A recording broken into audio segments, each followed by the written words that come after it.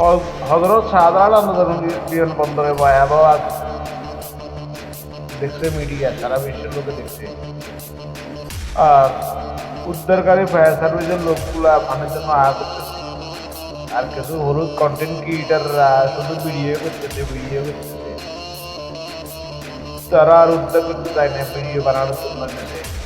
কোথায় ফায়ার সার্ভিসের লোকগুলোকে সাহায্য করবে? আমাদের দেশে এমন পরিস্থিতি কি জানেন, বাথরুমে কেউ বাথরুম থেকে বাইরে হয়েছে, ওইখানে ভিডিও। কোনো একটা লোক গাড়ি অ্যাক্সিডেন্ট করে মারা যাচ্ছে, ওইখানে ভিডিও। কোথাও মারামারি লাগছে, ওইখানে ভিডিও। আবার কেউ বন্ধা চুরি করে ধরা খাইছে, ওইখানে ভিডিও করে। ভিডিও কত প্রকার কি কি, এদের বিরুদ্ধে কোনো আইনের ব্যবস্থা করা যায় না। আইনের আওতায় আনা হোক। কোনো একটা দুর্ঘটনা, কোনো একটা আগুন লাগলে ওখানে ভিডিও করলে তাদেরকে সাথে সাথে 24 ঘন্টার মধ্যে বাংলাদেশ সরকার যদি আইনের আওতায় আনতে পারে, হুন্দের টিয়া বেয়া যদি ফিরতে পারে ওই সমস্ত ভিডিও কন্টেন্ট ক্রিয়েটারদেরকে, তাহলে বাকি ভবিষ্যতে কন্টেন্ট ক্রিয়েটাররা একটু হিসাব কিতাব করে ভিডিও করবে।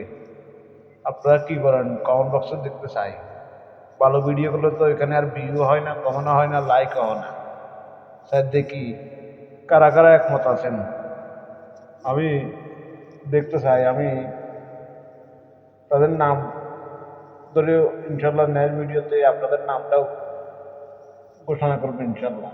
সবাই একটু ভিডিওটা শেয়ার করে দিবেন। আল্লাহ হাফেজ।